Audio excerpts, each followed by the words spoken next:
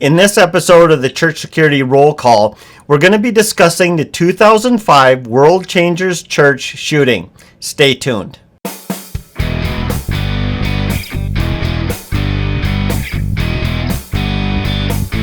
Hi, this is Chris with Sheepdog Church Security, and this is your Church Security Roll Call. Today we're going to be discussing the article, the 2005 World Changers Church shooting. If you'd like to read that article, go to our website, sheepdogchurchsecurity.net, and look under the News tab. So let's begin in the Bible as we always do. This is Proverbs 26, verse 18, and it reads like this: like a madman who throws firebrands, arrows, and death.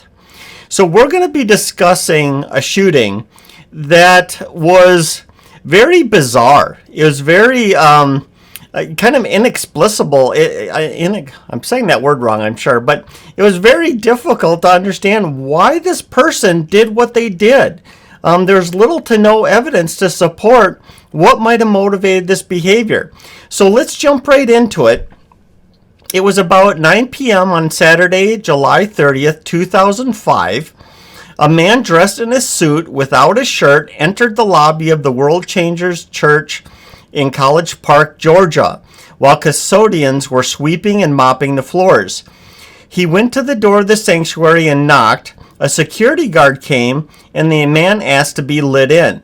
He said he was getting married the next morning at the church and asked to use the phone. While dialing, he said things like, "They're after me to get the codes, and I'm getting married tomorrow." Before the guards could unlock the door, the man ran past them through the lobby and down a hall to a back entrance.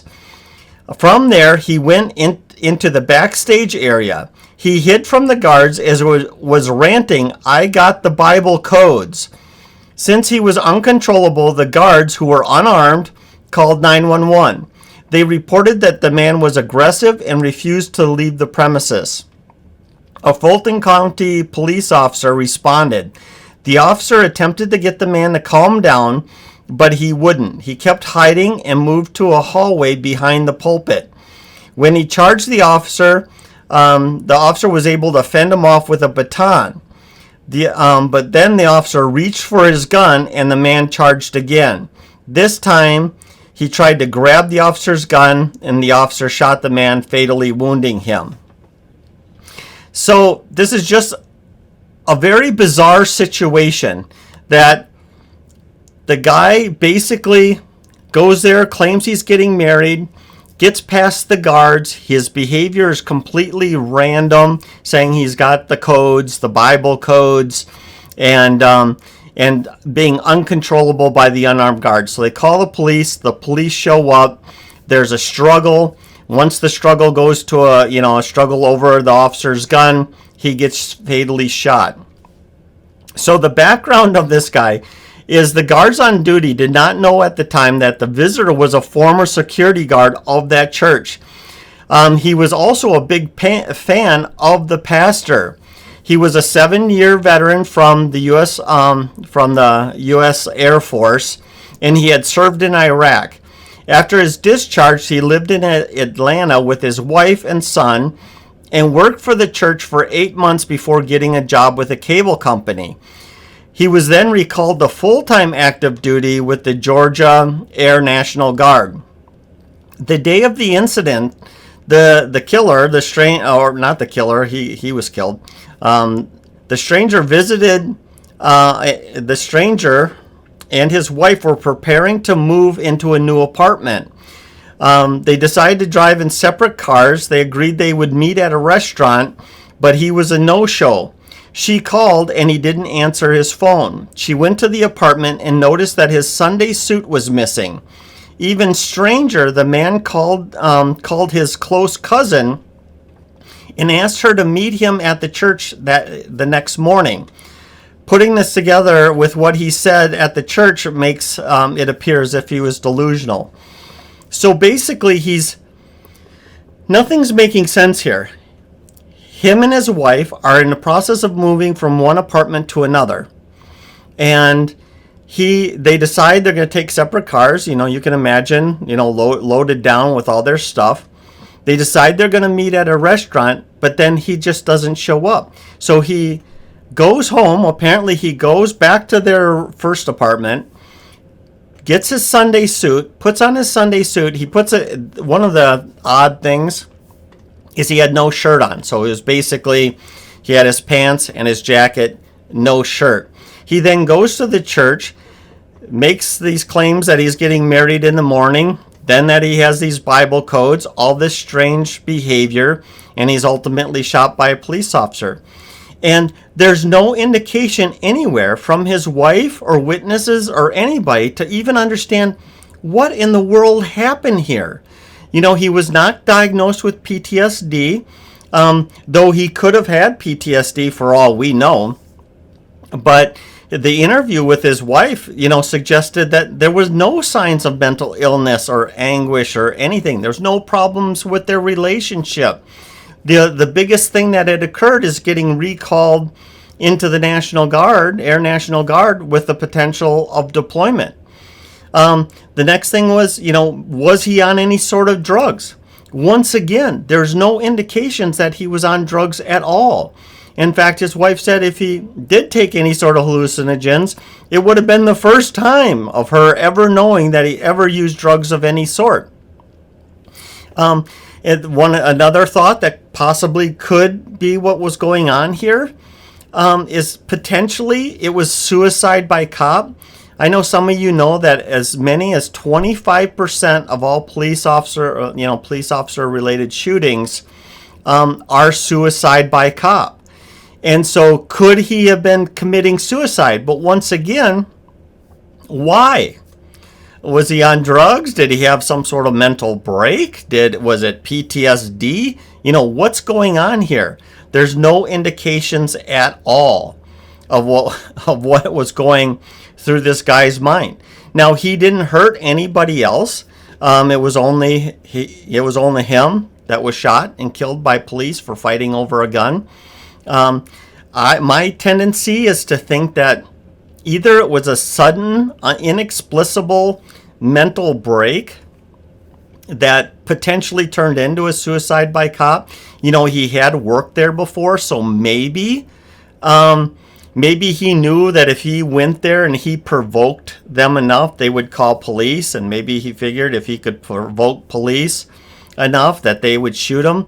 Who knows? There's really no answers to this. And this was a thing. I mean, this was an incident that happened in 2005. So we're talking 17 years ago, and there's really no new information to explain it.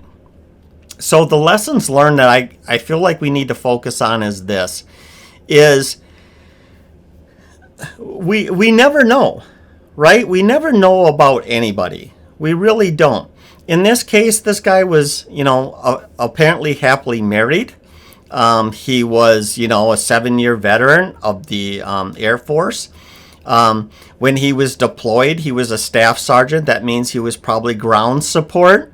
And if anyone knows about how the military works, generally the Air Force is very protected by the Army or soldiers, because of the expense of the planes and the expense of training pilots and all that kind of stuff. The Air Force is in charge of a lot of logistics type stuff, like, you know, they move, using the planes, they move equipment, beans, bullets, and all that good stuff. And so we wouldn't think that just being in theater, just being in Iraq, in the area that he was at, would have caused any sort of trauma. Now, people are different. Some people are affected by what some of us would refer to as smaller things, but to them, that was the biggest, worst thing that they've ever experienced. And so for them, it was PTSD, could cause PTSD, where others, you know, have a little bit more resiliency. So maybe the threat of the deployment was acting up. Maybe it was the interruption in his civilian life. We don't know. But at the end of the day, we really don't know. You know, talking about dealing with people with mental illness, a lot of times people will say, well, they have some serious problems, but they've never really hurt anyone before. Well, the thing is there's always the first time, right? And we never know when that time's going to be. So if you're dealing with somebody at the church and they're showing signs of intoxication or mental illness, even though they may never have hurt anyone before, that could be the first time.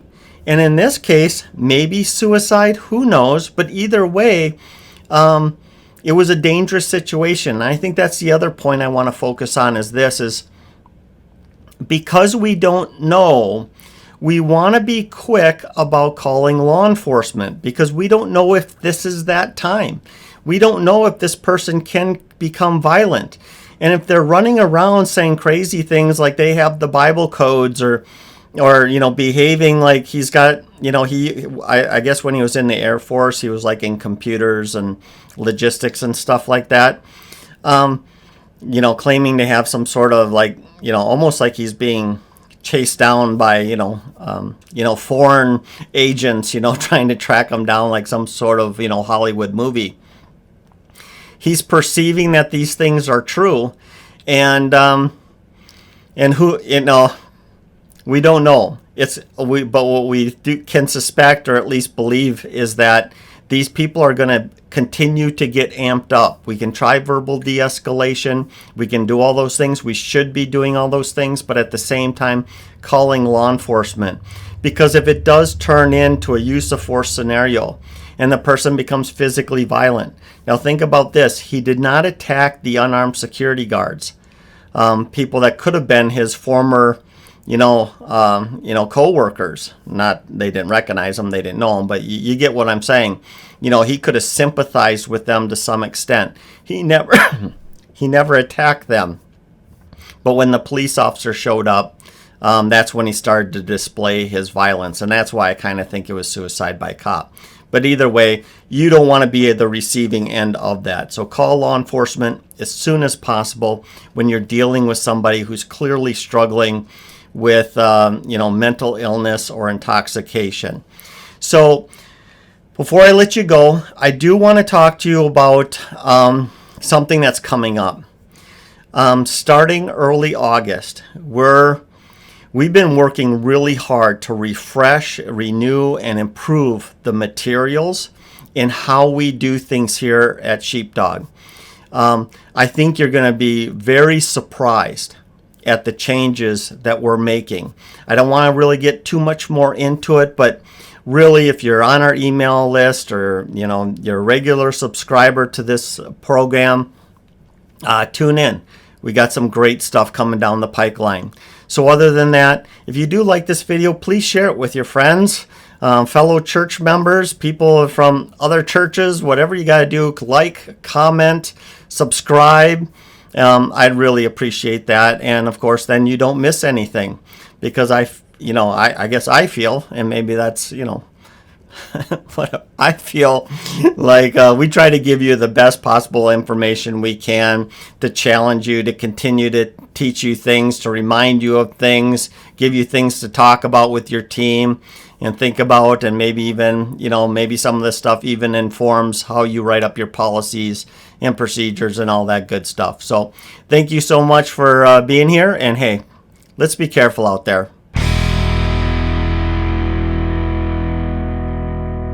This program is made for informational purposes only and should not be taken as legal advice.